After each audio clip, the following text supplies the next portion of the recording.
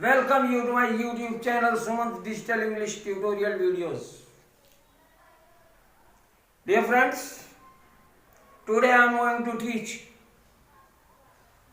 narration, direct and indirect. So let's go to the board to know about narrations. देखिए, अंग्रेजी में कथन दो प्रकार से व्यक्त किए जाते हैं। पहला डायरेक्ट नरेशन और दूसरा इनडायरेक्ट नरेशन।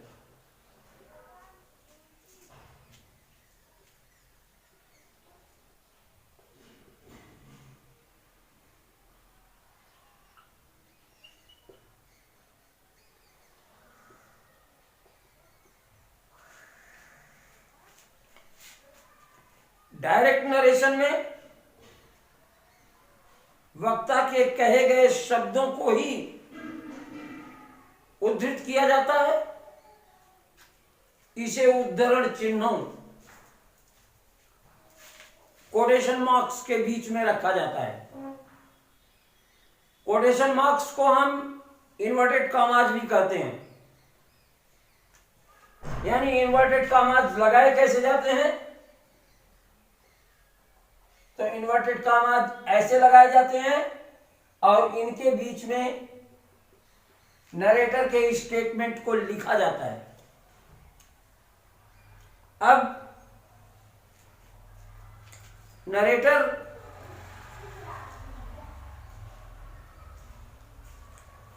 रिपोर्टेड स्पीच के बाहर जो कुछ कथन होता है उसको हम रिपोर्टेड स्पीच कहते हैं।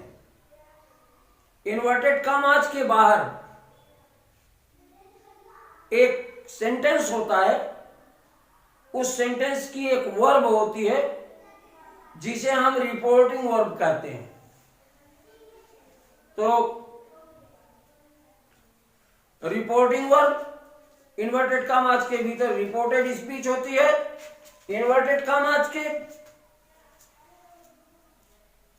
लेफ्ट में या राइट में एक सेंटेंस होता है जिसे हम सुविधा के लिए उस सेंटेंस को रिपोर्टिंग स्पीच कह सकते हैं।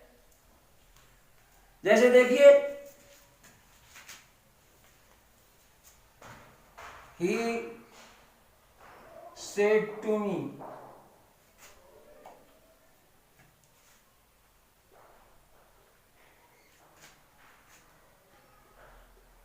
आई एम not your friend.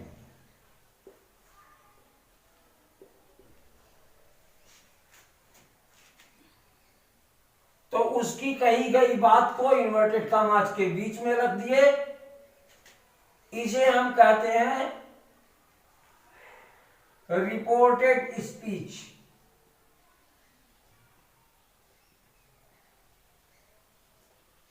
या इसी को हम कहते हैं स्टेटमेंट।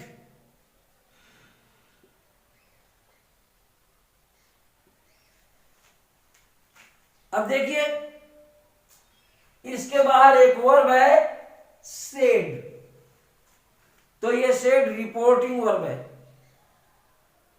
रिपोर्टिंग वर्ब है सेड और रिपोर्टेड स्पीच है I am not your friend. इसको हम डायलॉग फॉर्म में भी लिख सकते हैं। जैसे ही I am not your friend.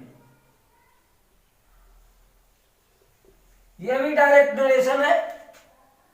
ये वो स्टाइल है जो ड्रामास वगैरह लिखने में प्रयुक्त की जाती है। डैश की जगह पे हम कोलन भी लगा सकते हैं। ही और लिख सकते हैं आई एम नॉट योर फ्रेंड।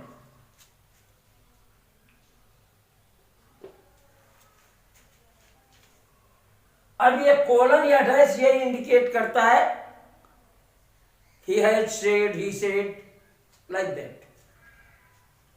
तो डायरेक्ट नरेशन लिखने के ये मेथड हैं, लेकिन जो यूजुअल मेथड है, जनरल प्रयोग में आने वाला मेथड है, वो यही है he said to me, comma I am not your friend। तो ये हुई डायरेक्ट स्पीच। अब चलते हैं, देखते हैं इनडायरेक्ट स्पीच क्या है। तो इनडायरेक्ट स्पीच में हम रिपोर्टिंग स्पीच और रिपोर्टेड स्पीच की सिंथेसिस कर देते हैं following certain rules. Reporting speech से रिपोर्टेड स्पीच को जोड़ देते हैं और जोड़ने में अनेक नियमों का पालन करते हैं। और इनडायरेक्ट नरेशन में हम वक्ता की कही गई बात का भावार्थ लिखते हैं। कहने का मतलब प्रत्यक्ष कथन डायरेक्ट नरेशन वो होता है जिसमें वक्ता की कही गई बात को उसी के शब्दों में लिखा जाए, और इनडायरेक्ट नरेशन वो होता है कि वक्ता के कहे गए शब्दों का भावार्थ अपने शब्दों में प्रस्तुत किया जाए। जैसे अभी आपने ऊपर का एग्जांपल देखा, he said to me I am not your friend, ये हमारा डायरेक्ट स्पीच का उदाहरण है। अब इनडायरेक्ट स्पीच में अगर इसे करना है तो हम लिखेंगे he told me that he was not my, he told me that he was not my friend। अब ये देखिए, इसमें और इसमें आपको काफी अंतर दिखाई दे रहा होगा, लेकिन ये अंतर सिर्फ डायरेक्ट नरेशन और इनडायरेक्ट नरेशन के नाते आपको दिखाई दे रहा है। इसका अर्थ है उसने मुझसे कहा मैं तुम्हारा मित्र नहीं हूं, और इसका अर्थ है उसने मुझे बताया कि वह मेरा मित्र नहीं है। तो डायरेक्ट से इनडायरेक्ट बनाने के लिए there are certain rules that are to be followed, and we would study those rules that are applied in order to change a direct narration into an indirect narration। तो अब देखिए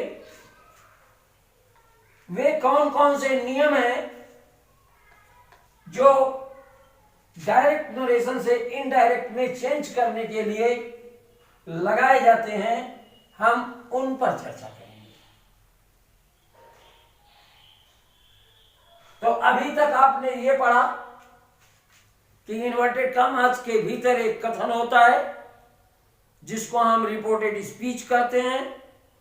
reported speech के बाहर यानी inverted commas के बाहर एक sentence होता है जिसमें एक वर्ब होती होगी, वर्ब का सब्जेक्ट होता होगा, वर्ब का ऑब्जेक्ट भी हो सकता होगा, और कुछ अगर एक्शन वगैरह शो करना है तो वो भी उसके साथ लिखा हो सकता होगा। तो कम से कम एक सेंटेंस इन्वर्टेड कॉमास के बाहर होगा, उसकी वर्ब को हम कहते हैं रिपोर्टिंग वर्ब, और सुविधा के लिए इन्वर्टेड कॉमास के भीतर को हम कहेंगे रिपोर्टेड स्पीच, और इन्वर्टेड कॉमास के बाहर जो सेंटेंस रहेगा उसको हम सुविधा के अनुसार रिपोर्टिंग स्पीच कहेंगे समझने के लिए।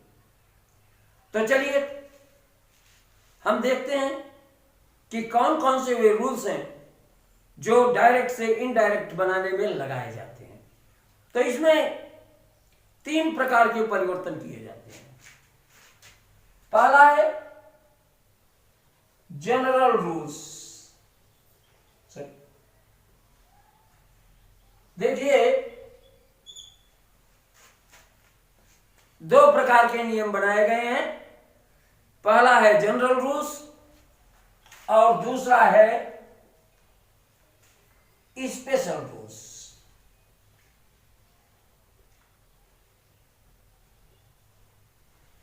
अब देखिए जनरल रूल्स का हिंदी रूपांतर होता है सामान्य नियम, और ये सभी प्रकार के वाक्यों के साथ एप्लीकेबल होते हैं, सभी प्रकार के वाक्यों में लगाए जाते हैं।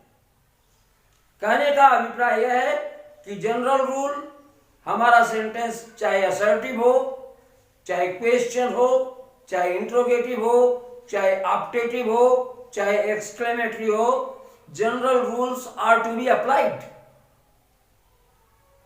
और special rules special sorts of sentences में लगाए जाते हैं। जैसे rules for assertives are applicable to only assertive sentences. Rules of question are applicable only to questions. Rule of imperatives are applied with imperatives only. Rule for optatives, rules for exclamatory, सभी प्रकार के वाक्यों के लिए अलग अलग नियम बनाए गए हैं, क्योंकि नरेशन में हमारा आशय अर्थ से होता है। तो अर्थ के अनुसार वाक्य 5 तरह के होते हैं। असर्टिव, जिसमें हम सूचनाएं देते हैं या सूचनाएं पाते हैं। वे सूचनाएं पॉजिटिव भी हो सकती हैं, वे सूचनाएं निगेटिव भी हो सकती हैं। क्वेश्चन, जिनमें हम सवाल पूछते हैं। इंपरेटिव्स, जिसमें हम सुझाव देते हैं, सलाह देते हैं, आदेश देते हैं अथवा विनंती करते हैं, प्रार्थना करते हैं। ऑप्टेटिव्स, जिसमें हम अच्छे और बुरे की कामना करते हैं। और एक्सक्लेमेटरी, ऐसे स्टेटमेंट जिनको, ऐसे एक्टिविटीज जिनको देखने के बाद हम आश्चर्यचकित हो जाते हैं, हतप्रभ हो जाते हैं। आश्चर्यचकित चाहे सुख से, चाहे दुख से, चाहे आश्चर्य से।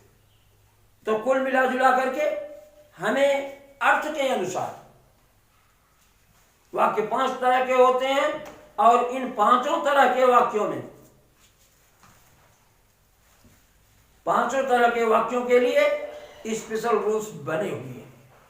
तो first we would study general rules that are applicable to all sorts of sentences. तो लेट्स सी जनरल रूल्स। देखिए जनरल रूल्स में 3 तरह के परिवर्तन होते हैं। ए,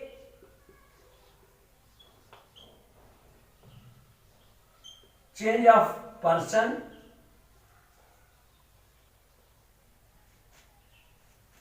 बी, चेंज ऑफ टेंस, और सी,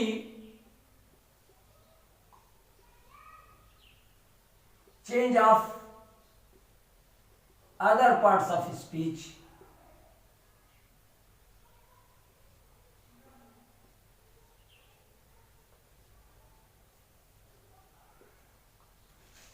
इसी दूसरे शब्दों में हम कहते हैं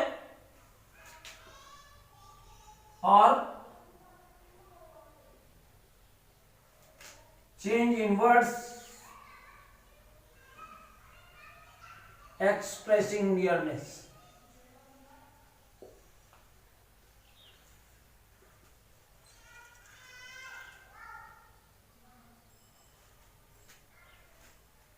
तो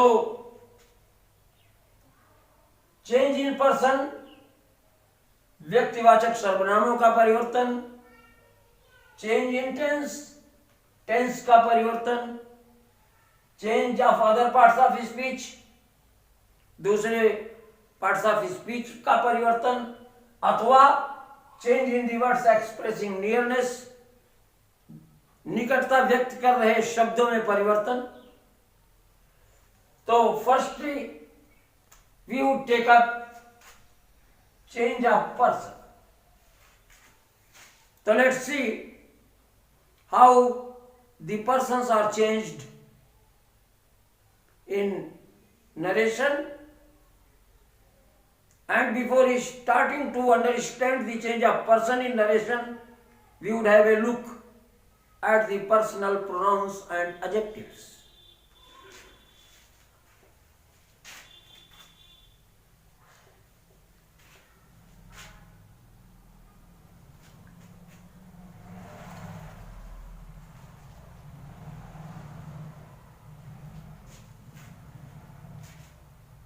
Personal pronouns.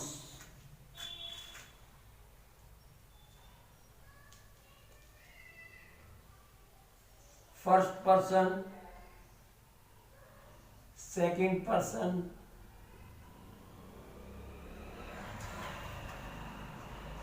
third person.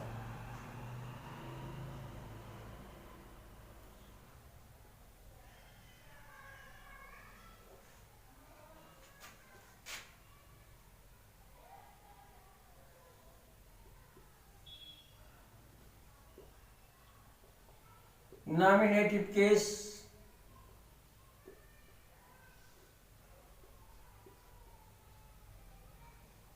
accusative case,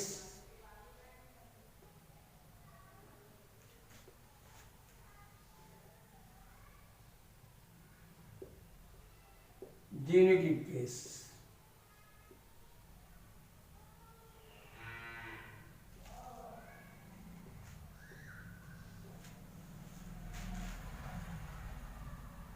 तो देखिए, first person, second person, third person, nominative case यानी कर्ता कारक, अक्यूजेटिव केस यानी कर्म कारक, और जीनिटिव केस, जीनिटिव केस यानी संबंध कारक। तो फर्स्ट पर्सन कर्ता कारक में प्रयुक्त होने वाले प्रोनाउन दो हैं, सिंगुलर नंबर में आई और प्लूरल नंबर में वी। एक्यूजेटिव केस में भी दो प्रोनाउन है, सिंगुलर नंबर में मी और प्लूरल नंबर में अस। देखिए, संबंध कारक यानी जीनिटिव केस, जीनिटिव केस में प्रोनाउन और एडजेक्टिव दोनों होते हैं। तो पहले पजेसिव एडजेक्टिव देख लीजिए, माय एंड आर, ये पजेसिव एडजेक्टिव है, सिंगुलर नंबर और प्लूरल नंबर। इसके बाद हम संज्ञा का प्रयोग करते हैं। संज्ञा के प्रयोग से पहले ये सब लगते हैं और पजेसिव एडजेक्टिव का काम करते हैं। जबकि दो प्रोनाउन भी हैं, सिंगुलर नंबर में माइन और प्लूरल नंबर में आर्स।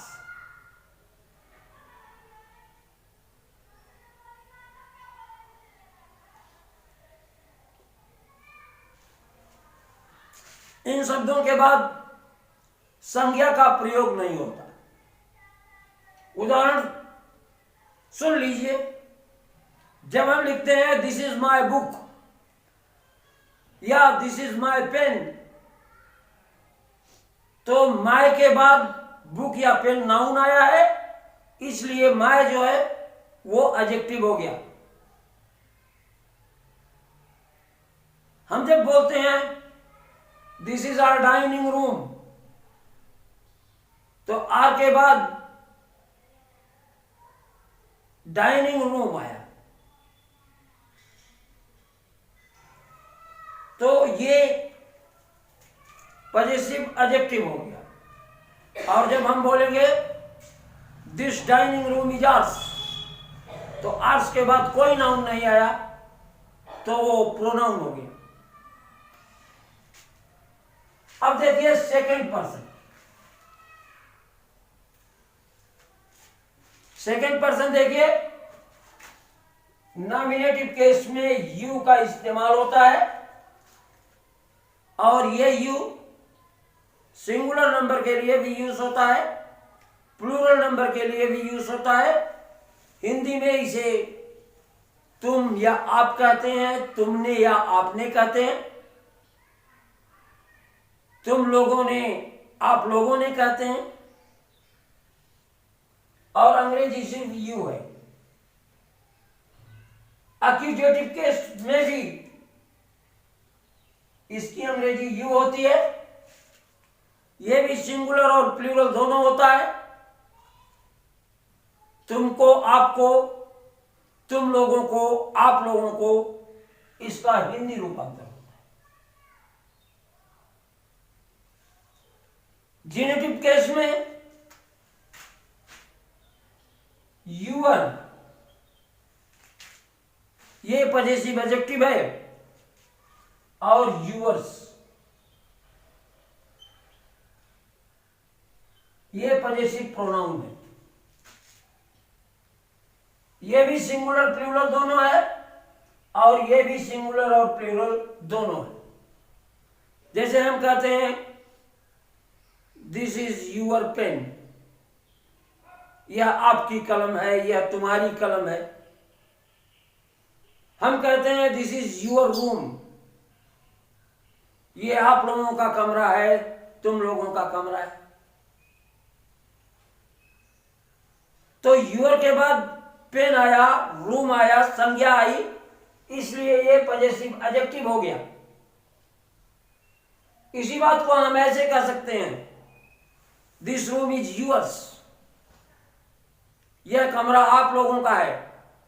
यूअर्स के बाद कोई नाउन नहीं आया, इसलिए यह प्रोनाउन है। यह भी सिंगुलर और प्लूरल दोनों होता है। Let's see third person. Third person singular number में नॉमिनेटिव केस में 3 प्रोनाउन यूज होते हैं। ये जेंडर के अनुसार है। मैस्कुलिन जेंडर में ही का यूज करते हैं, फेमिनिन जेंडर में सी का यूज करते हैं, और कॉमन जेंडर में इट का यूज करते हैं। और प्लूरल नंबर में ही का भी प्लूरल नंबर, सी का भी प्लूरल नंबर, और दे का भी, इट का भी प्लूरल नंबर। इन सब का प्लूरल नंबर है दे, उन्होंने या वे। तो ही का मतलब हुआ या उसने, सी का मतलब हुआ या उसने, इट का मतलब भी हुआ या उसने, और दे का मतलब उन्होंने या वे। अब देखिए ये सी जो है इट्स पर्सनल इट।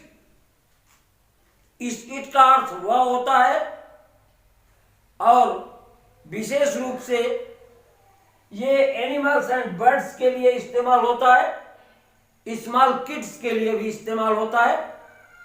छोटे बच्चों के लिए इट का प्रयोग किया जाता है, बर्ड्स के लिए किया जाता है, एनिमल्स के लिए किया जाता है, और वहां पे इस शब्द का अर्थ वह होता है। चलिए ऑब्जेक्टिव केस में देखते हैं। मैस्कुलिन जेंडर में हिम का प्रयोग करते हैं, उसको। फेमिनिन जेंडर में हर और हर्ष का प्रयोग करते हैं। देखिए ये हर पॉजिटिव एडजेक्टिव है, और ये प्रोनाउन है। सॉरी, एक्यूजेटिव केस है। I am so sorry to tell it. कर्म कारक में हिम माने उसको, फेमिनिन जेंडर में हर माने उसको, और कॉमन जेंडर में इट माने उसको होता है। और इन तीनों का प्लूरल जो होता है, हिम का भी, हर का भी और इट का भी, इसे कहते हैं देम, यानी उनको।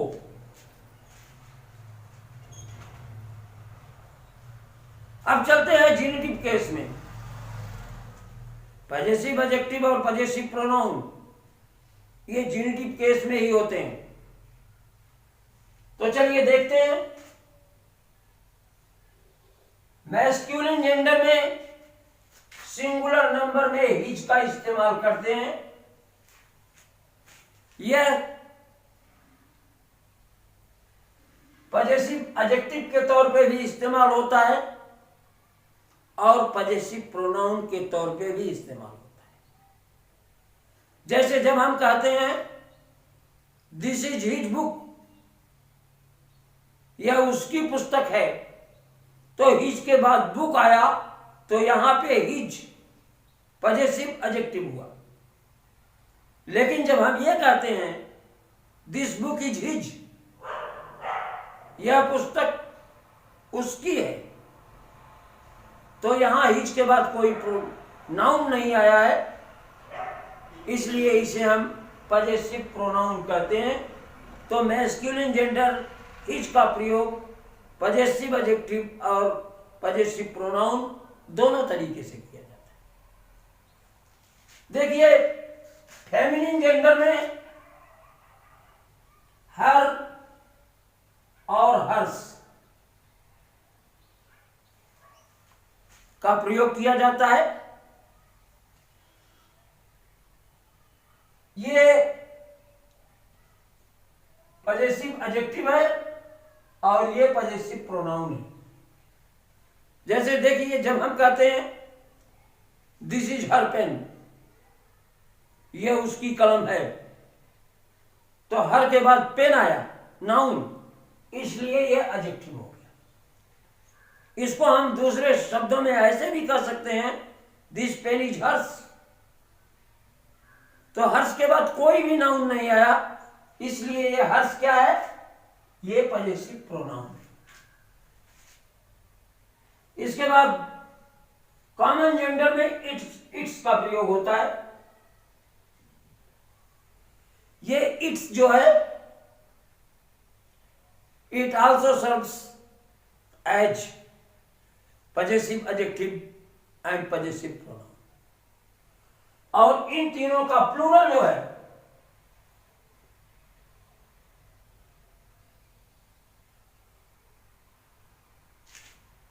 देयर है।